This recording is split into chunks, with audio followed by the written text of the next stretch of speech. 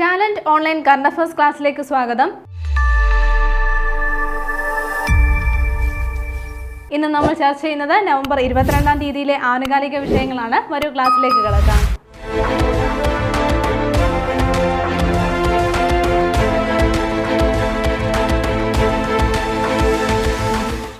എക്സാമുകളിലെ ഏറ്റവും important പാർട്ടായിട്ടുള്ള SCERT പാഠഭാഗങ്ങൾ നിങ്ങൾക്ക് ഈസിയായി പഠിച്ചു തീർക്കുവാൻ വേണ്ടി ടാലന്റിന്റെ SCERT അറിവിടം ബുക്കുകൾ ഇപ്പോൾ ലഭ്യമാണ്. അപ്പോൾ സയൻസും അതേപോലെ സോഷ്യൽ സയൻസുമായിട്ടാണ് ഈ ബുക്കുകൾ പുറത്തിറങ്ങിയിട്ടുള്ളത്. രണ്ട് പാർട്ടായിട്ടാണ്, രണ്ട് ബുക്കുകളിലെയും രണ്ട് പാർട്ടുകളായിട്ടാണ് ഈ ഒരു ബുക്ക് പുറത്തിറങ്ങിയിട്ടുള്ളത്. ഈ ബുക്കുകളിൽ 5 മുതൽ 10ാം ക്ലാസ് വരെയുള്ള സ്കൂൾ ടെസ്റ്റിലെ മാറ്റേഴ്സ് എല്ലാം, അതേപോലെ ടീച്ചേഴ്സ് ടെക്സ്റ്റും അതേപോലെ ലേണിംഗ് റൂമും ക്വസ്റ്റ്യൻ ബാങ്കും എല്ലാം ഇൻക്ലൂഡ് ചെയ്തിട്ടുണ്ട്. അപ്പോൾ സമഗ്രമായ ഒരു പഠനത്തിന് ഏറ്റവും ഉപകാരപ്പെടുന്ന രീതിയിലാണ് ഈ ബുക്ക് തയ്യാറാക്കിയിട്ടുള്ളത്. ഉടൻ തന്നെ ഈ ബുക്ക് സ്വന്തമാക്കൂ. അടുത്ത് തന്നെ വരാനിരിക്കുന്ന ബെവ്കോ LDC എക്സാമിന് വേണ്ടിയിട്ടുള്ള ഓൺലൈൻ ഓഫ്ലൈൻ ബാച്ചുകൾ ടാലന്റ് അക്കാദമി ആരംഭിച്ചിരിക്കുകയാണ്. അപ്പോൾ ഈ ഒരു എക്സാമിന് വേണ്ടി മികച്ച രീതിയിൽ പ്രാക്ടീസ് ചെയ്യുവാനായിട്ട് നിങ്ങൾ ഉടൻ തന്നെ ഈ ഒരു കോഴ്സിൽ ജോയിൻ ചെയ്യുക. കോഴ്സുമായി ബന്ധപ്പെട്ട കൂടുതൽ വിവരങ്ങൾക്ക് സ്ക്രീനിൽ കാണുന്ന നമ്പറുമായി കോൺടാക്ട് ചെയ്യുക. PSC എക്സാമുകളിൽ ഇമ്പോർട്ടൻറ്റ് പാർട്ടായിട്ടുള്ള ആനുകാലികവുമായി ബന്ധപ്പെട്ടിട്ടുള്ള ഫാക്ട്സിലെല്ലാം നിങ്ങൾക്ക് ഫുൾ മാർക്ക് നേടുവാനായി ടാലന്റിന്റെ കറണ്ട് അഫയേഴ്സ് ബുക്ക് ഇപ്പോൾ വിപണിയിൽ ലഭ്യമാണ്. അപ്പോൾ നമ്മുടെ ഡെയിലി കറണ്ട് അഫയേഴ്സ് ക്ലാസ്സുകളും അടിസ്ഥാനമാക്കിയിട്ടാണ് ഈ ഒരു ബുക്ക് തയ്യാറാക്കിയിട്ടുള്ളത്. ഏറ്റവും ഉപകാരപ്പെടുന്ന രീതിയിലാണ് ബുക്ക് തയ്യാറാക്കിയിട്ടുള്ളത്. ഏറ്റവും സമഗ്രമായ രീതിയിലാണ് ഈ ഒരു ബുക്ക് തയ്യാറാക്കിയിട്ടുള്ളത്. ടാലന്റിന്റെ ഒഫീഷ്യൽ വെബ്സൈറ്റ് വഴിയോ ആമസോൺ, ഫ്ലിപ്കാർട്ട് വഴിയോ നിങ്ങൾക്ക് ഈ ബുക്ക് ഓർഡർ ചെയ്യാവുന്നതാണ്. അതേപോലെ തന്നെ നിങ്ങളുടെ അടുത്തുള്ള ബുക്ക് സ്റ്റോറുകൾ വഴി ഈ ബുക്ക് നിങ്ങൾക്ക് വാങ്ങിക്കാൻ സാധിക്കും. ഇനി ഈസിയായി ഒരു ബുക്കുകൾ സ്വന്തമാക്കുന്നതിനായി താഴെ തന്നിരിക്കുന്ന ഗൂഗിൾ ഫോം ഫില്ല് ചെയ്യുക. ഇന്ന് ആദ്യം നമ്മൾ നോക്കുന്നത് ഒരു അപ്പോയിന്റ്മെന്റ് ആണ്. 2025 നവംബറിൽ സെബിയുടെ മുഴുവൻ സമയ അംഗമായി നിയമിതനായത് ആരെന്നാണ്. അപ്പോൾ ഓർത്ത് വെക്കാം, സന്ദീപ് പ്രധാൻ ആണ്. ആരാണ്? സന്ദീപ് പ്രധാൻ ആണ് ഈ ഒരു പോസ്റ്റിലേക്ക് നിയമിതനായിട്ടുള്ളത്. ഏത് ഇൻസ്റ്റിറ്റ്യൂട്ടിലാണ് അല്ലെങ്കിൽ ഏത് സ്ഥാപനത്തിലേക്കാണ്? സെബിയുടെ മുഴുവൻ സമയ അംഗമായിട്ടാണ് അദ്ദേഹം നിയമിതനായിട്ടുള്ളത്. ഫുൾ ടൈം മെമ്പർ ആയിട്ടാണ് നിയമിതനായിട്ടുള്ളത്. ആരാണ് 2025 നവംബറിൽ ഈ ഒരു പോസ്റ്റിലേക്ക് നിയമിതനായത്? സന്ദീപ് പ്രധാൻ ആണ് എന്നുള്ള കാര്യം നോട്ട് ചെയ്യുക. അപ്പോൾ സെബിയുടേതാണെന്ന് നമ്മൾ പറഞ്ഞു. ഇനി സെബിയുടെ പൂർണ്ണ രൂപം നിങ്ങൾക്ക് എല്ലാവർക്കും അറിയാം, എന്നാലും പഠിച്ചു വെക്കുക. Securities and exchange board of India എന്നാണ് സെബിയുടെ പൂർണ്ണ രൂപം. എന്താണ്? Securities and exchange board of India എന്നുള്ളതാണ്. എന്നാൽ നമ്മുടെ സ്റ്റോക്ക് മാർക്കറ്റുകളെയൊക്കെ കൺട്രോൾ ചെയ്യുന്ന എന്താണ്? ഒരു അപ്പെക്സ് ബോഡിയാണ് സെബി എന്നുള്ള കാര്യം നോട്ട് ചെയ്യുക. ഇനി സെബിയുടെ നിലവിലെ ചെയർമാൻ ആരാണെന്ന് നമ്മൾ പഠിച്ചിട്ടുള്ളതാണ്. തുഹിൻ കാന്ത പാണ്ഡെയാണ്. ആരാണ്? തുഹിൻ കാന്ത പാണ്ഡെയാണ് സെബിയുടെ നിലവിലെ ചെയർമാൻ എന്നുള്ള കാര്യം നോട്ട് ചെയ്യുക. അപ്പോൾ ഈ ഒരു പോസ്റ്റിലേക്ക്, അതായത് സെബിയുടെ മുഴുവൻ സമയ അംഗമായി നിയമിതനായത് ആരാണ്?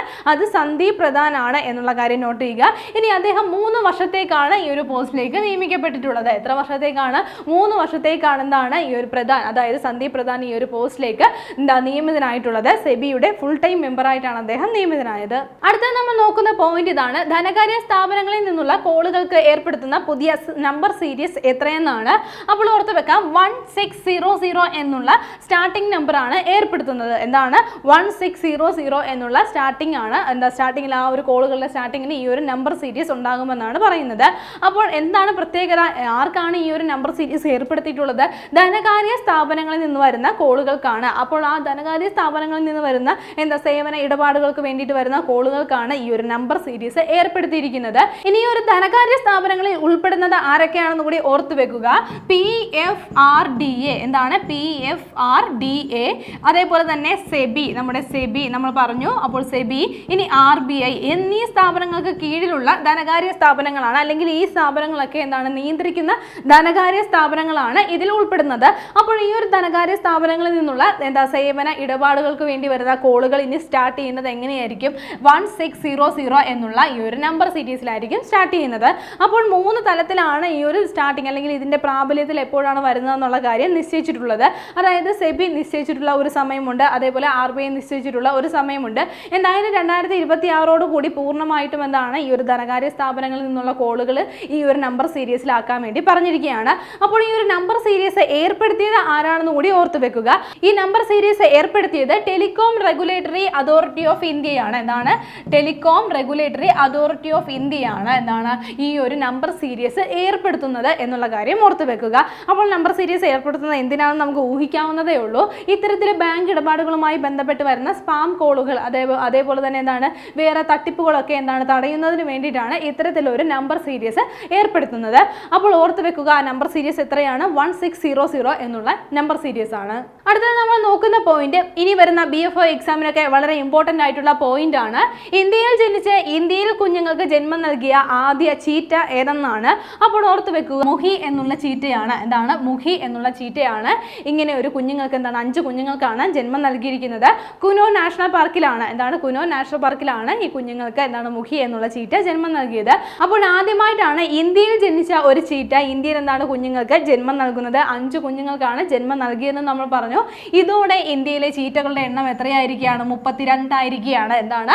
ഇന്ത്യയിലെ ചീറ്റകളുടെ എണ്ണം എത്രയായിരിക്കുകയാണ്? 32 ആയിരിക്കുകയാണ്. അപ്പോൾ മുഹി എന്നുള്ള ഈ ഒരു ചീറ്റയാണ് 5 കുഞ്ഞുങ്ങൾക്ക് എന്താണ് ജന്മം നൽകിയിരിക്കുന്നത്. കുനോ നാഷണൽ പാർക്കിലാണ് ജന്മം നൽകിയത്. അപ്പോൾ നമ്മൾ നേരത്തെയൊക്കെ ഡിസ്കസ് ചെയ്തിട്ടുള്ളതാണ്. 2022 പ്രോജക്ട് ചീറ്റയുടെ ഭാഗമായിട്ട് നബീമയിൽ നിന്നും എന്താണ് 8 ചീറ്റകളെ കൊണ്ടുവന്നിരുന്നു. അത് കഴിഞ്ഞ് 2023 എവിടെ നിന്നാണ് കൊണ്ടുവന്നത്? ദക്ഷിണാഫ്രിക്കയിൽ നിന്നുമാണ് കൊണ്ടുവന്നത്. ഇനി ഉടൻ തന്നെ എന്താണ് ബോട്സ്വാനയിൽ നിന്നും 8 ചീറ്റകളെ കൊണ്ടുവരും എന്നുള്ള കാര്യം നമ്മൾ ചർച്ച ചെയ്തതാണ് അല്ലേ. അപ്പോൾ എന്താണ് അടുത്തിടെ ബോട്സ്വാനയിൽ നിന്നും എന്താണ് 8 ചീറ്റകളെ കൊണ്ടുവരുമെന്നുള്ള ന്യൂസ് നമ്മൾ ചർച്ച ചെയ്തതാണ്. ആ ഇടെയാണ് എന്താണ് ആ ഒരു കാര്യം നമ്മൾ ചർച്ച ചെയ്ത് കഴിഞ്ഞതേ ഉള്ളൂ. അതിനോടൊപ്പം തന്നെ ഇത് പഠിച്ചു വെക്കുക, മുഹി എന്നുള്ള ചീറ്റ എന്താണ് 5 കുഞ്ഞുങ്ങൾക്ക് കൂടി ജന്മം നൽകിയിരിക്കുകയാണ്. അതും എവിടെ തന്നെയാണ്? കുനോ നാഷണൽ പാർക്കിലാണ് എന്നുള്ള കാര്യം ഓർത്തു വെക്കുക. ഇതോടെ ഇന്ത്യയിലെ ചീറ്റകളുടെ എണ്ണം എത്രയായിരിക്കുകയാണ്? 32 ആയിരിക്കുകയാണ്. ഇനി നമ്മൾ നോക്കുന്ന പോയിന്റ് 2025 നവംബറിൽ GI ടാഗ് ലഭിച്ച മധ്യപ്രദേശിൽ നിന്നുള്ള ഉൽപ്പന്നം ഏതെന്നാണ്. അപ്പോൾ ഓർത്ത് വെക്കാം, പന്ന വജ്രം എന്നുള്ള ഉൽപ്പന്നമാണ്. എന്താണ്? പന്ന വജ്രം എന്നുള്ള ഉൽപ്പന്നത്തിനാണ് GI ടാഗ് ലഭിച്ചിരിക്കുന്നത്. അപ്പോൾ 2-3 ക്ലാസ്സുകളിലായിട്ട് നമ്മൾ GI ടാഗ് ലഭിച്ച ഉൽപ്പന്നങ്ങൾ ചർച്ച ചെയ്ത് വരികയാണ്. അപ്പോൾ എല്ലാം ഒരു പേപ്പറിൽ എഴുതി പഠിച്ചു വെക്കുന്നത് വളരെ എളുപ്പമായിരിക്കും. അപ്പോൾ ഓരോ ന്യൂസും കിട്ടുന്ന അനുസരിച്ചാണ് നമ്മൾ അപ്ഡേറ്റ് ചെയ്യുന്നത്. ഇനിയും വന്നേക്കാം. അപ്പോൾ അതെല്ലാം കറക്റ്റായിട്ട് ഏത് സംസ്ഥാനമാണെന്നുള്ള കാര്യം പ്രത്യേകം നോട്ട് ചെയ്ത് പഠിക്കുക. അപ്പോൾ ഈ ഒരു പന്ന വജ്രം എന്ന് പറയുന്നത് ഏത് സംസ്ഥാനത്ത് നിന്നാണെന്ന് ഓർത്ത് വെക്കുക? മധ്യപ്രദേശിൽ നിന്നുമാണ്. മധ്യപ്രദേശിലെ പന്ന എന്നുള്ള ജില്ലയെ അടിസ്ഥാനമാക്കിയിട്ടാണ് എന്താണ് ഈ ഒരു പന്ന വജ്രം വരുന്നത്, എന്താണ് പന്ന ഡയമണ്ട് വരുന്നത് എന്നുള്ള കാര്യം ഓർത്ത് വെക്കുക. ഇന്ത്യയിലെ ഏക വജ്ര ഉൽപാദന ജില്ലയാണ് പന്ന എന്നുള്ള ജില്ല എന്നുള്ള കാര്യം ഓർത്ത് വെക്കുക. എന്താണ്? പന്ന എന്ന് പറയുന്നത് ഒരു ജില്ലയാണ്. എന്താണ് പ്രത്യേകത? ഇന്ത്യയിലെ തന്നെ ഒരേ ഒരു വജ്ര ഉൽപാദന ജില്ലയാണ് പന്ന എന്നുള്ളത്. അപ്പോൾ ഈ ഒരു പന്ന വജ്രത്തിനാണ് എന്താണ് അടുത്തിടെ GI ടാഗ് ലഭിച്ചിട്ടുള്ളത്. പന്ന വജ്രം ഏത് സ്റ്റേറ്റുമായിട്ട് റിലേറ്റഡ് ആണ്? മധ്യപ്രദേശിൽ നിന്നുള്ളതാണ് ഈ ഒരു പന്ന വജ്രം. അടുത്തത് നമ്മൾ നോക്കുന്നത് പാസ്പോർട്ടുമായി ബന്ധപ്പെട്ട ഒരു പോയിന്റ് ആണ്. എൻക്രിപ്റ്റ് ചെയ്ത ബയോമെട്രിക് ഡേറ്റ സുരക്ഷിതമായി സംഭരിക്കുന്ന എംബഡഡ് റേഡിയോ ഫ്രീക്വൻസി ഐഡന്റിഫിക്കേഷൻ ചിപ്പുകൾ ഘടിപ്പിച്ച പാസ്പോർട്ടുകൾ പ്രചാരത്തിലാക്കുന്നതിനായുള്ള പദ്ധതി ഏതെന്ന് നമുക്ക് നോക്കാം. അപ്പോൾ പാസ്പോർട്ട് സേവാ പ്രോഗ്രാം 2.0 എന്നുള്ള പദ്ധതിയാണ്. എന്താണ്? പാസ്പോർട്ട് സേവാ പ്രോഗ്രാം 2.0 എന്നുള്ള പദ്ധതി പ്രകാരമാണ് ഇത് നടപ്പിലാക്കുന്നത്. അപ്പോൾ എന്താണ് സവിശേഷത? നമ്മുടെ പാസ്പോർട്ടുകൾ എന്താണ് ഈ പാസ്പോർട്ടുകൾ ആക്കുവാൻ വേണ്ടിയിട്ടുള്ള ഒരു പദ്ധതിയാണ്. അപ്പോൾ ഈ പദ്ധതി അല്ലെങ്കിൽ ഈ കാര്യം നടപ്പിലാക്കുന്നത് പ്രചാരത്തിലാക്കുന്ന പദ്ധതിയാണ് നമ്മൾ നോക്കിയത്. പാസ്പോർട്ട് സേവാ പ്രോഗ്രാം 2.0 എന്നുള്ള പദ്ധതിയിലൂടെയാണ് ഇത് നടപ്പിലാക്കുന്നത്. എൻക്രിപ്റ്റ് ചെയ്തിട്ടുള്ള ബയോമെട്രിക് ഡേറ്റ വളരെ സുരക്ഷിതമായി സംഭരിക്കുന്ന ഒരു പാസ്പോർട്ട് രീതിയാണ് വരുന്നത്. എംബഡഡ് റേഡിയോ ഫ്രീക്വൻസി ഐഡന്റിഫിക്കേഷൻ ചിപ്പുകൾ ഘടിപ്പിച്ചിട്ടുള്ള പാസ്പോർട്ടുകളാണ്. അപ്പോൾ നമ്മുടെ പാസ്പോർട്ടുകൾ ഈ പാസ്പോർട്ടുകൾ എന്താണ് 2035 കൂടി നമ്മുടെ ഇന്ത്യയിൽ ഫുള്ള് പ്രചാരത്തിലാക്കുവാൻ വേണ്ടിയിട്ടാണ് പദ്ധതി ലക്ഷ്യമിടുന്നത്. മാത്രമല്ല ഈ ഒരു പദ്ധതിയിലൂടെ ഈ പാസ്പോർട്ട് പ്രചാരത്തിലായി കഴിഞ്ഞാൽ നമുക്ക് അറിയാം എയർപോർട്ടിലേക്ക് എന്താണ് വളരെ ഈസി ആയിട്ട് നമുക്ക് ഇമിഗ്രേഷൻ നടപടികളൊക്കെ പൂർത്തീകരിക്കാനായിട്ട് സാധിക്കുന്നതാണ്. മാത്രമല്ല ഈ ഒരു പാസ്പോർട്ട് തട്ടിപ്പ് അല്ലെങ്കിൽ പാസ്പോർട്ടിൽ കള്ളത്തരം കാണിക്കുന്ന കാര്യങ്ങളൊക്കെ ഈ ഒരു നമ്മൾ പറഞ്ഞു ബയോമെട്രിക് ഡേറ്റയാണ് ഇതിൽ സുരക്ഷിതമായിട്ട് ഡേറ്റ കൈകാര്യം ചെയ്യുന്നത്. അതുവഴി എന്താണ് ഈ ഒരു പാസ്പോർട്ടുമായി ബന്ധപ്പെട്ടിട്ടുള്ള തട്ടിപ്പുകളൊക്കെ ഒഴിവാക്കാനായിട്ടും സാധിക്കുന്നതാണ്. അപ്പോൾ ഈ പാസ്പോർട്ട് ക്രിയേറ്റ് ചെയ്യുന്ന അല്ലെങ്കിൽ പ്രചാരത്തിലാക്കുന്നത് ഏത് പദ്ധതിയിലൂടെയാണ് എന്നുള്ള കാര്യം നോട്ട് ചെയ്യുക. പാസ്പോർട്ട് സേവാ പ്രോഗ്രാം 2.0 എന്നുള്ള പദ്ധതിയിലൂടെയാണ്. ഇനി ഒരു കഴുകനെയാണ് നമ്മൾ പരിചയപ്പെടുന്നത്. കഴുകന്റെ പേര് ഇതാണ്, മാരീജ്. മാരീജ് എന്നുള്ള ഒരു കഴുകനാണ്. എന്താണ് പ്രത്യേകത നോക്കാം. അടുത്തിടെ 8 മാസത്തിനിടെ 15,000 കിലോമീറ്റർ യാത്ര പൂർത്തിയാക്കിയ ഒരു കഴുകനാണിത്. അതായത് 8 മാസങ്ങൾക്ക് മുമ്പ് ഈ ഒരു യാത്ര ആരംഭിച്ചതാണ്. ഇന്ത്യയിൽ നിന്നും തുടങ്ങി 4 രാജ്യങ്ങൾ കടന്ന് 15,000 കിലോമീറ്റർ സഞ്ചരിച്ച് ഈ ഒരു കഴുകൻ ഇന്ത്യയിൽ തന്നെ തിരിച്ചെത്തുകയുണ്ടായി. അപ്പോൾ ഈ ഒരു കഴുകന്റെ പേര് ഓർത്ത് വെക്കുക, മാരീജ് എന്നാണ് പേര് നൽകിയിരിക്കുന്നത്. ഏതൊക്കെ രാജ്യങ്ങളിലൂടെയാണ് ഈ ഒരു കഴുകൻ സഞ്ചരിച്ചതെന്ന് ഓർത്തു വെക്കാം. പാകിസ്ഥാൻ, അഫ്ഗാനിസ്ഥാൻ, ഉസ്ബെക്കിസ്ഥാൻ, അതേപോലെ കസാഖിസ്ഥാൻ തുടങ്ങിയ രാജ്യങ്ങൾ സഞ്ചരിച്ചാണ് 15,000 കിലോമീറ്റർ പൂർത്തിയാക്കിയാണ് ഈ ഒരു കഴുകൻ തിരിച്ചെത്തിയത്. കഴുകന്റെ ഈ ഒരു യാത്ര അറിയാൻ സാധിച്ചത് എങ്ങനെയാണ്? കഴുകന്റെ മുഴുവൻ സമയ യാത്രയും സ്ഥലവും എല്ലാം തിരിച്ചറിയുന്നതിന് വേണ്ടിയിട്ട് ഒരു സാറ്റലൈറ്റ് റേഡിയോ കോളർ ഘടിപ്പിച്ചിട്ടുണ്ടായിരുന്നു. അതിൽ ഈ കാര്യങ്ങളെല്ലാം റെക്കോർഡ് ചെയ്യുകയായിരുന്നു. അപ്പോൾ ഓർത്തു വെക്കുക ഈ ഒരു കഴുകന്റെ പേരെന്താണ്? മാരീജ് എന്നാണ് പേര് നൽകിയിരിക്കുന്നത്. അടുത്ത നമ്മൾ നോക്കുന്ന പോയിന്റ് ഇതാണ്. ചോദ്യമാണ്. ഇന്ത്യയിലെ ആദ്യത്തെ ക്വാണ്ടം സിറ്റി എന്ന ആശയം അവതരിപ്പിച്ച സംസ്ഥാനം ഏതെന്നാണ്? ഓർത്തു വെക്കാം, കർണാടകയാണ് ഇങ്ങനെ ഒരു ആശയം എന്താണ് അവതരിപ്പിച്ചിരിക്കുന്നത്. എന്താണ്? ഇന്ത്യയിലെ തന്നെ ആദ്യത്തെ ക്വാണ്ടം സിറ്റി, എന്താണ് ക്വാണ്ടം സിറ്റി എന്നുള്ള ആശയമാണ് അവതരിപ്പിച്ചിരിക്കുന്നത്. അപ്പോൾ ഈ ഒരു സംസ്ഥാനത്തിന്റെ, അതായത് കർണാടക സംസ്ഥാനത്തിന് എന്താണ് ഈ ഒരു ക്വാണ്ടം സാങ്കേതിക വിദ്യയുമായി ബന്ധപ്പെട്ടിട്ടുള്ള മുന്നേറ്റങ്ങൾ കുറിക്കുന്നതിന് വേണ്ടിയിട്ടാണ് ഇത്തരത്തിലൊരു ആശയം മുന്നോട്ട് വെച്ചിരിക്കുന്നത്. ഇനി ക്വാണ്ടം സിറ്റി ആയിട്ട് ഡെവലപ്പ് ചെയ്യുന്നത് ഏത് സിറ്റിയാണ് എന്നുള്ള കാര്യം, അല്ലെങ്കിൽ ഏത് നഗരമാണ് എന്നുള്ള കാര്യം കൂടി നോട്ട് ചെയ്യുക. ബംഗളൂരു ആണ് എന്താണ് ക്വാണ്ടം സിറ്റി ആയിട്ട് നിശ്ചയിച്ചിരിക്കുന്നത്. അപ്പോൾ ആദ്യമായിട്ട് ഇന്ത്യയിൽ ഈ ഒരു ക്വാണ്ടം സിറ്റി എന്നുള്ള ആശയം അവതരിപ്പിച്ച സംസ്ഥാനം ഏതാണെന്ന് പ്രത്യേകം നോട്ട് ചെയ്യുക. കർണാടകയാണ്. ഇനി ഒരു അഗ്നിപർവ്വതവുമായി ബന്ധപ്പെട്ട പോയിന്റ് ആണ് നമ്മൾ നോക്കുന്നത്. അഗ്നിപർവ്വതത്തിന്റെ പേര് ഇതാണ്, സെമേരു അഗ്നിപർവ്വതം. എന്താണ്? സെമേരു അഗ്നിപർവ്വതമാണ്. ഏത് രാജ്യത്താണ് ഈ ഒരു അഗ്നിപർവ്വതം സ്ഥിതി ചെയ്യുന്നതെന്ന് നമുക്ക് ഓർത്തു വെക്കാം. ഇന്തോനേഷ്യയിലാണ്. എവിടെയാണ്? ഇന്തോനേഷ്യയിലാണ് എന്താണ് സെമേരു അഗ്നിപർവ്വതം സ്ഥിതി ചെയ്യുന്നത്. അപ്പോൾ കഴിഞ്ഞൊരു ക്ലാസ്സിൽ നമ്മൾ ജപ്പാനിലെ ഒരു അഗ്നിപർവ്വതത്തിന്റെ കാര്യം ചർച്ച ചെയ്തിട്ടുണ്ടായിരുന്നു. അപ്പോൾ അതിനോടൊപ്പം ഇതുകൂടി ഒന്ന് അപ്ഡേറ്റ് ചെയ്ത് വെക്കുക. ഇന്തോനേഷ്യയിലെ സെമേരു അഗ്നിപർവ്വതവും എന്താണ് അടുത്തിടെ സ്ഫോടനം സംഭവിക്കുകയുണ്ടായിരുന്നു. അപ്പോൾ ഓർത്ത് വെക്കാം, സെമേരു അഗ്നിപർവ്വതം സ്ഥിതി ചെയ്യുന്ന രാജ്യം ഏതാണ്? ഇന്തോനേഷ്യയാണ്. ഇനി ഒരു ഉപഗ്രഹവുമായി ബന്ധപ്പെട്ട പോയിന്റ് ആണ് നമ്മൾ നോക്കുന്നത്. ഉപഗ്രഹത്തിന്റെ പേര് ഇതാണ്, സെന്റിനൽ 6P. എന്താണ്? സെന്റിനൽ 6P എന്നുള്ള ഉപഗ്രഹമാണ്. അപ്പോൾ ഈ ഒരു ഉപഗ്രഹം വിക്ഷേപിച്ചത് എന്നാണെന്ന് നമുക്ക് പഠിച്ചു വെക്കേണ്ടതുണ്ട്. 2025 നവംബർ 16 വിക്ഷേപിച്ചത്. എന്നാണ് 2025 നവംബർ 16 എന്താണ് സെന്റിനൽ 6B എന്നുള്ള ഈ ഒരു ഉപഗ്രഹം വിക്ഷേപിച്ചത്. ഇനി എന്തിനു വേണ്ടിയിട്ടാണ് ഈ ഒരു ഉപഗ്രഹം വിക്ഷേപിച്ചതെന്ന് നോക്കാം. ഭൂമിയിലെ സമുദ്രങ്ങളെ നിരീക്ഷിക്കാൻ വേണ്ടിയിട്ടാണ്. എന്താണ്? ഭൂമിയിലെ സമുദ്രങ്ങളെ നിരീക്ഷിക്കാൻ വേണ്ടിയിട്ടാണ്. ആ ഒരു ലക്ഷ്യത്തോട് കൂടിയിട്ടാണ് സെന്റിനൽ 6B എന്നുള്ള ഉപഗ്രഹം വിക്ഷേപിച്ചിരിക്കുന്നത്. എന്നാണ് വിക്ഷേപിച്ചതെന്ന് നമ്മൾ പറഞ്ഞു. എന്നാണ് 2025 നവംബർ 16 സെന്റിനൽ 6B എന്നുള്ള ഉപഗ്രഹം വിക്ഷേപിച്ചത്. ഇനി ആരൊക്കെ ചേർന്നാണ് ഈ ഒരു മിഷൻ അല്ലെങ്കിൽ ഈ ഒരു ദൗത്യം രൂപീകരിച്ചത് എന്നുള്ള കാര്യവും കൂടി ഓർത്തു വെക്കുക. നാസയും അതേപോലെ യൂറോപ്യൻ സ്പേസ് ഏജൻസിയും അതേപോലെ തന്നെ സ്പേസ് എക്സും കൂടി ചേർന്നിട്ടാണ് ഈ ഒരു വിക്ഷേപണം പൂർത്തീകരിച്ചിരിക്കുന്നത്. ഇനി വിക്ഷേപണ വാഹനം ഏതാണെന്ന് കൂടി ഓർത്തു വെക്കാം. ഫാൽക്കൺ 9 ആണ്. എന്താണ്? ഫാൽക്കൺ 9 ഈ ഒരു സെന്റിനൽ 6B എന്നുള്ള ഉപഗ്രഹം വിക്ഷേപിച്ചിരിക്കുന്നത്. എന്നാണ് വിക്ഷേപിച്ചതെന്ന് പ്രത്യേകം നോട്ട് ചെയ്യുക. 2025 നവംബർ 16 വിക്ഷേപിച്ചത്. ഭൂമിയിലെ സമുദ്രങ്ങളെ നിരീക്ഷിക്കാൻ വേണ്ടിയിട്ടാണ് ഈ ഒരു വിക്ഷേപണം നടത്തിയിരിക്കുന്നത്. ഇനി നമ്മൾ നോക്കുന്ന പോയിന്റ് ഇതാണ്, ഇന്ത്യയുടെ 26ാമത് വുമൺ ഗ്രാൻഡ് മാസ്റ്റർ ആരെന്നാണ്. എന്താണ്? ഇന്ത്യയുടെ 26ാമത് വുമൺ ഗ്രാൻഡ് മാസ്റ്റർ ആരെന്നാണ്? സരയു വെൽപുലയാണ്. ആരാണ്? സരയു വെൽപുലയാണ് ഇന്ത്യയുടെ 26ാമത് വുമൺ ഗ്രാൻഡ് മാസ്റ്റർ. ഇവിടെ ഒരു പ്രത്യേകതയുണ്ട്, വുമൺ ഗ്രാൻഡ് മാസ്റ്റർ ആണ് എന്നുള്ള കാര്യം നോട്ട് ചെയ്യുക.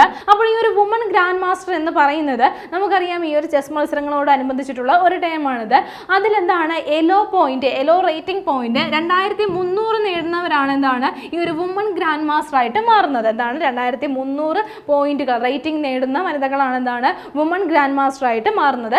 മാത്രമല്ല ഈ ഒരു വുമൺ ഗ്രാൻഡ് മാസ്റ്ററിന്റെ 3 നോമുകളും ഇവർ കഴിഞ്ഞിട്ടുണ്ടായിരിക്കണം. അങ്ങനെയുള്ളവരാണ് എന്താണ് ഈ ഒരു വുമൺ ഗ്രാൻഡ് മാസ്റ്റർ ആയിട്ട് മാറുന്നത്. എന്നാൽ നമുക്ക് മറ്റേ ഗ്രാൻഡ് മാസ്റ്റർ അത് 2600 എന്നുള്ള കാര്യം ഓർത്തു വെക്കുക. 2600 റേറ്റിംഗ് കഴിയുന്നതാണ് ഗ്രാൻഡ് മാസ്റ്റർ ആയിട്ട് മാറുന്നത്. അപ്പോൾ അത്തരത്തിൽ നോക്കുകയാണെങ്കിൽ ഇന്ത്യയുടെ 26ാമത് വുമൺ ഗ്രാൻഡ് മാസ്റ്റർ ആയിരിക്കുന്നത് ആരാണ്? സരയു വെൽപുല ആണ് എന്നുള്ള കാര്യം നോട്ട് ചെയ്യുക. ഇനി തെലങ്കാന സ്വദേശിനിയാണ് സരയു വെൽപുല എന്നുള്ള കാര്യം കൂടി ഒന്ന് നോട്ട് ചെയ്യുക. അപ്പോൾ 26ാമത് വുമൺ ഗ്രാൻഡ് മാസ്റ്റർ ആയിട്ട് മാറിയിരിക്കുന്നത് ആരാണ്? ഇന്ത്യയുടെ 26ാമത് വുമൺ ഗ്രാൻഡ് മാസ്റ്റർ സരയു വെൽപുലയാണ്. ഇന്ത്യക്ക് ഗ്രാൻഡ് മാസ്റ്ററുകൾ നേടിയിട്ടുള്ള വനിതകൾ എത്ര പേരാണ് ഉള്ളത്? അത് 4 പേരാണ് എന്നുള്ള കാര്യം കൂടി ഒന്ന് നോട്ട് ചെയ്യുക. ഉടൻ തന്നെ വരുന്ന LGS എക്സാമിന് വേണ്ടി പ്രിപ്പയർ ചെയ്യുന്നവർക്കായി Talent academy LGS rank file പുറത്തിറക്കിയിട്ടുണ്ട്. ഒരൊറ്റ വോളിയത്തിലായിട്ട് നിങ്ങൾക്ക് ഈസി ആയിട്ട് പഠിച്ചു തീർക്കാൻ കഴിയുന്ന വിധത്തിലാണ് ഈ ഒരു റാങ്ക് ഫയൽ തയ്യാറാക്കിയിട്ടുള്ളത്. ടാലന്റിന്റെ ഒഫീഷ്യൽ വെബ്സൈറ്റ് വഴിയോ ആമസോൺ ഫ്ലിപ്കാർട്ട് വഴിയോ നിങ്ങൾക്ക് ഈ ഒരു റാങ്ക് ഫയൽ സ്വന്തമാക്കാൻ കഴിയുന്നതാണ്. നിങ്ങളുടെ അടുത്തുള്ള ബുക്ക് സ്റ്റോളുകളിലും ഈ ഒരു റാങ്ക് ഫയൽ ലഭ്യമാണ്. അതുമല്ലെങ്കിൽ താഴെ തന്നിരിക്കുന്ന ഗൂഗിൾ ഫോം ഫില്ല് ചെയ്താൽ ഈസി ആയിട്ട് നിങ്ങൾക്ക് ഈ റാങ്ക് ഫയൽ സ്വന്തമാക്കാൻ കഴിയും. ഇനി വരുന്ന 10th ലെവൽ എക്സാമുകൾക്ക് വേണ്ടി പ്രിപ്പയർ ചെയ്യുന്നവർക്കായി ടാലന്റിന്റെ LDC റാങ്ക് ഫയലും ലഭ്യമാണ്. അപ്പോൾ ഈ ഒരു റാങ്ക് ഫയലിന്റെ ഒറിജിനൽ പ്രൈസ് വരുന്നത് 1600 രൂപയാണ്. നിങ്ങൾക്ക് 1500 രൂപയ്ക്ക് ഇപ്പോൾ ഈ റാങ്ക് ഫയൽ വാങ്ങിക്കാൻ സാധിക്കുന്നതാണ്. 3 വോളിയങ്ങളായിട്ട് വരുന്ന ഈ ഒരു റാങ്ക് ഫയൽ സ്വന്തമാക്കാൻ താഴെ തന്നിരിക്കുന്ന ഗൂഗിൾ ഫോം ഫില്ല് ചെയ്യുക. ഇന്ന് നമ്മൾ ചർച്ച ചെയ്ത പോയിന്റുകൾ ഒന്നുകൂടി നോക്കാം. ആദ്യം നമ്മൾ നോക്കിയത് ഒരു അപ്പോയിന്റ്മെന്റ് ആയിരുന്നു. 2025 നവംബറിൽ സെബിയുടെ മുഴുവൻ സമയ അംഗമായി നിയമിതനായത് ആരാണ്? സന്ദീപ് പ്രധാനാണ്. 3 വർഷത്തേക്കാണ് അദ്ദേഹത്തെ നിയമിച്ചിട്ടുള്ളത്. ഇനി സെബിയുടെ ചെയർമാൻ ആരാണെന്ന് നമുക്കറിയാം, തുഹിൻ കാന്ത പാണ്ഡെയാണ് നിലവിലെ സെബിയുടെ ചെയർമാൻ. അത് കഴിഞ്ഞ് നമ്മൾ നോക്കിയത് ധനകാര്യ സ്ഥാപനങ്ങളിൽ നിന്നുള്ള കോളുകൾക്ക് ഏർപ്പെടുത്തുന്ന പുതിയ നമ്പർ സീരീസ് എത്രയെന്നാണ് നോക്കിയത്. 1600 എന്നുള്ള നമ്പറാണ് ഏർപ്പെടുത്തുന്നത്. അപ്പോൾ ഈ ഒരു സ്പാം കോളുകളും ബാങ്ക് ഇടപാടുമായി ബന്ധപ്പെട്ടിട്ടുള്ള സ്പാം കോളുകളും തട്ടിപ്പുമെല്ലാം ഒഴിവാക്കുന്നതിന് വേണ്ടിയിട്ടാണ് ഇത്തരത്തിലെന്നാണ് ഈ ഒരു നമ്പർ സീരീസിന് മാറ്റം വരുത്തിയിരിക്കുന്നത്. അത് കഴിഞ്ഞ് നമ്മൾ നോക്കിയ പോയിന്റ് ഇതായിരുന്നു, ഇന്ത്യയിൽ ജനിച്ച ഇന്ത്യയിൽ കുഞ്ഞുങ്ങൾക്ക് ജന്മം നൽകിയ ആദ്യ ചീറ്റ ഏതെന്നാണ്. മുഖി എന്നുള്ള ചീറ്റയാണ്. 5 കുഞ്ഞുങ്ങൾക്കാണ് കുനോ നാഷണൽ പാർക്കിൽ ജന്മം നൽകിയത്. ഇതോടെ ഇന്ത്യയിലെ ചീറ്റകളുടെ എണ്ണം എത്രയായിരിക്കുകയാണ്? 32 ആയിരിക്കുകയാണ്. അപ്പോൾ അടുത്തിടെ ബോട്സ്വാനയിൽ നിന്നും 8 ചീറ്റകളെ ഇന്ത്യയിലേക്ക് കൊണ്ടുവരുമെന്നുള്ള കാര്യം നമ്മൾ ചർച്ച ചെയ്തിട്ടുണ്ടായിരുന്നു. അതേപോലെ 2022 എന്താണ് നബീബയിൽ നിന്നും ചീറ്റകളെ കൊണ്ടുവന്നിരുന്നു. 2023 ദക്ഷിണാഫ്രിക്കയിൽ നിന്നും ഇന്ത്യയിലേക്ക് ചീറ്റകളെ കൊണ്ടുവന്നത്. അതിനുശേഷം നമ്മൾ നോക്കിയ പോയിന്റ് 2025 നവംബറിൽ GI ടാഗ് ലഭിച്ച മധ്യപ്രദേശിൽ നിന്നുള്ള ഉൽപ്പന്നം ഏതെന്നാണ്. പന്ന വജ്രം എന്നുള്ള ഉൽപ്പന്നത്തിനാണ് GI ടാഗ് ലഭിച്ചത്. ഏത് സംസ്ഥാനത്ത് നിന്നുള്ള ഉൽപ്പന്നമാണ് എന്നുള്ള കാര്യം ഓർത്തു വെക്കുക. മധ്യപ്രദേശിൽ നിന്നുള്ള ഉൽപ്പന്നമാണ്. ഇന്ത്യയിലെ ഏക വജ്ര ഉൽപാദന ജില്ല ഏതാണ്? അത് പന്നയാണ് എന്നുള്ള കാര്യം കൂടി ഓർത്തു വെക്കുക. പിന്നീട് നമ്മൾ നോക്കിയ പോയിന്റ് ഇതായിരുന്നു. എൻക്രിപ്റ്റ് ചെയ്ത ബയോമെട്രിക് ഡാറ്റ സുരക്ഷിതമായി സംഭരിക്കുന്ന എംബഡഡ് റേഡിയോ ഫ്രീക്വൻസി ഐഡന്റിഫിക്കേഷൻ ചിപ്പുകൾ ഘടിപ്പിച്ച പാസ്പോർട്ടുകൾ പ്രചാരത്തിലാക്കുന്നതിനുള്ള പദ്ധതി ഏതെന്നാണ്. അപ്പോൾ പാസ്പോർട്ട് സേവാ പ്രോഗ്രാം 2.0 എന്നുള്ള പദ്ധതിയിലൂടെയാണ് നമുക്ക് ഈ ഒരു പാസ്പോർട്ടുകൾ പ്രചാരത്തിലാക്കുവാൻ വേണ്ടി ലക്ഷ്യമിടുന്നത്. 2035 ഇന്ത്യയിലാകെ പ്രചാരത്തിലാകുവാനാണ് ലക്ഷ്യം വെക്കുന്നത്. അത് കഴിഞ്ഞ് നമ്മൾ ചർച്ച ചെയ്ത പോയിന്റ് ഇതായിരുന്നു. അടുത്തിടെ 8 മാസത്തിനിടെ 15,000 കിലോമീറ്റർ യാത്ര പൂർത്തിയാക്കിയ കഴുകൻ ഏതെന്നാണ്. മാരീജ് എന്നുള്ള കഴുകനാണ്. അപ്പോൾ പാകിസ്ഥാൻ, അഫ്ഗാനിസ്ഥാൻ, അതേപോലെ ഉസ്ബെക്കിസ്ഥാൻ, കസാഖിസ്ഥാൻ എന്നുള്ള രാജ്യങ്ങളൊക്കെ കടന്നാണ് യാത്ര ചെയ്താണ് 15,000 കിലോമീറ്റർ പൂർത്തിയാക്കി കഴുകൻ എത്തിയത്. കഴുകന്റെ പേര് ഓർത്തു വെക്കുക. മാരീജ് എന്നാണ് പേര് നൽകിയിരിക്കുന്നത്. ശേഷം നമ്മൾ നോക്കിയ പോയിന്റ് ഇതായിരുന്നു. ഇന്ത്യയിലെ ആദ്യത്തെ ക്വാണ്ടം സിറ്റി എന്ന ആശയം അവതരിപ്പിച്ച സംസ്ഥാനം ഏതെന്നാണ്. കർണാടകയാണ് ഇത്തരത്തിലുള്ള ഒരു ആശയം മുന്നോട്ട് വെച്ചിരിക്കുന്നത്. അപ്പോൾ ആദ്യത്തെ ഈ ഒരു ക്വാണ്ടം സിറ്റി എന്നുള്ള ആശയം മുന്നോട്ട് വെച്ച സംസ്ഥാനം കർണാടകയാണ്. ഇനി ഏതാണ് ആ സിറ്റി എന്നുള്ള കാര്യം ഓർത്തു വെക്കുക. ബംഗളൂരു ആണ് ഈ ഒരു ക്വാണ്ടം സിറ്റി ആയിട്ട് അവതരിപ്പിക്കാൻ വേണ്ടി ഒരുങ്ങുന്നത്. അത് കഴിഞ്ഞ് നമ്മൾ നോക്കിയ പോയിന്റ് അടുത്തിടെ സ്ഫോടനം സംഭവിച്ച സെമേരു അഗ്നിപർവ്വതം സ്ഥിതി ചെയ്യുന്ന രാജ്യം ഏതെന്നാണ്. ഇന്തോനേഷ്യയിലാണ് ഈ ഒരു അഗ്നിപർവ്വതം സ്ഥിതി ചെയ്യുന്നത്. അപ്പോൾ ജപ്പാനിലുള്ള അഗ്നിപർവ്വതം നമ്മൾ പഠിച്ചു. അപ്പോൾ ഇന്തോനേഷ്യയിൽ അടുത്തിടെ സ്ഫോടനം സംഭവിച്ച ഈ ഒരു അഗ്നിപർവ്വതം കൂടി അപ്ഡേറ്റ് ചെയ്ത് വെക്കുക. പിന്നീട് നമ്മൾ നോക്കിയ പോയിന്റ് ഒരു ഉപഗ്രഹവുമായി ബന്ധപ്പെട്ട പോയിന്റ് ആയിരുന്നു. Sentinel-6B എന്നുള്ള ഉപഗ്രഹമാണ്. അപ്പോൾ ഈ ഒരു ഉപഗ്രഹം എന്നാണ് വിക്ഷേപിച്ചത്? 2025 നവംബർ 16 വിക്ഷേപിച്ചത്. ഇനി എന്തിനാണ് വിക്ഷേപിച്ചതെന്ന് നമ്മൾ പറഞ്ഞു. ഭൂമിയിലെ സമുദ്രങ്ങളെ നിരീക്ഷിക്കാൻ വേണ്ടിയിട്ടാണ് വിക്ഷേപിച്ചത്. നാസയും യൂറോപ്യൻ സ്പേസ് ഏജൻസിയും സ്പേസ് എക്സും ചേർന്നിട്ടാണ് ഈ ഒരു വിക്ഷേപണം നടത്തിയത്. ഫാൽക്കൺ 9 റോക്കറ്റിലൂടെയാണ് വിക്ഷേപിച്ചത്. അത് കഴിഞ്ഞ് നമ്മൾ നോക്കിയത് ഇന്ത്യയുടെ 26ാമത് വുമൺ ഗ്രാൻഡ് മാസ്റ്റർ ആരെന്നാണ്. സരയു വെൽപുലയാണ് ഇന്ത്യയുടെ 26ാമത് വുമൺ ഗ്രാൻഡ് മാസ്റ്റർ എന്നുള്ള കാര്യം നോട്ട് ചെയ്യുക. ആരാണ്? സരയു ആണ്. ഗ്രാൻഡ് മാസ്റ്റർ വേറെയാണ്, ഇത് വുമൺ ഗ്രാൻഡ് മാസ്റ്റർ ആണ്. അത് നോട്ട് ചെയ്യുക. ഇന്ത്യയുടെ 26ാമത് വുമൺ ഗ്രാൻഡ് മാസ്റ്റർ ആയിട്ട് മാറിയിരിക്കുന്നത് സരയു വെൽപുലയാണ്. കഴിഞ്ഞ ക്ലാസ്സുമായി ബന്ധപ്പെട്ട 2 ചോദ്യങ്ങൾ നൽകുകയാണ്. ചരിത്രങ്ങൾ താഴെ കമന്റ് ചെയ്യുക. ആദ്യത്തെ ചോദ്യം ഇതാണ്. 2026 ഗ്ലോബൽ ബിഗ് കാറ്റ് ഉച്ചകോടിക്ക് വേദിയാവുന്നത് എവിടെയെന്നാണ്. Option A Rio de Janeiro, option B Dehradun, option C Baku, option C New Delhi. അടുത്ത ചോദ്യം ഇതാണ്. ഫുട്ബോൾ ലോകകപ്പിന് യോഗ്യത നേടുന്ന ഏറ്റവും ജനസംഖ്യ കുറഞ്ഞ രാജ്യം ഏതെന്നാണ്. Option A Curacao, option B Iceland, option C Croatia, option D Finland. ശരി ഉത്തരങ്ങൾ താഴെ കമന്റ് ചെയ്യുക. കഴിഞ്ഞ ക്ലാസ്സിൽ നൽകിയിരുന്ന ചോദ്യങ്ങളുടെ ഉത്തരങ്ങൾ ചർച്ച ചെയ്യാം. ആദ്യത്തെ ചോദ്യം ഇതായിരുന്നു. അടുത്തിടെ GI ടാഗ് ലഭിച്ച അംബാജി മാർബിൾ ഏത് സംസ്ഥാനത്ത് നിന്നുള്ള ഉൽപ്പന്നമാണെന്നാണ് ചോദിച്ചിരുന്നത്. അപ്പോൾ ഓപ്ഷൻ ഡി ആണ് ശരി ഉത്തരം. ഗുജറാത്തിൽ നിന്നുള്ള ഉൽപ്പന്നമാണ് അംബാജി മാർബിൾ. അതിനുശേഷമുള്ള ചോദ്യം ഇതായിരുന്നു. അടുത്തിടെ 100 റാഫേൽ യുദ്ധവിമാനങ്ങൾ വാങ്ങാനുള്ള കരാറിൽ ഫ്രാൻസുമായി ഒപ്പുവെച്ച രാജ്യം ഏതെന്നാണ്. ഓപ്ഷൻ ബി ആണ് ശരി ഉത്തരം. ഉക്രൈൻ ആണ്. ഉക്രൈനും ഫ്രാൻസും തമ്മിലാണ് ഈ ഒരു കരാറിൽ ഒപ്പുവെച്ചത്. ഇന്ന് നമ്മൾ ചർച്ച ചെയ്ത പോയിന്റുകൾ എല്ലാവർക്കും മനസ്സിലായി കാണുമെന്ന് വിശ്വസിക്കുന്നു. നന്നായി പഠിക്കുക, നന്നായി മുന്നേറുക. മറ്റൊരു ക്ലാസ്സുമായി വീണ്ടും കാണാം.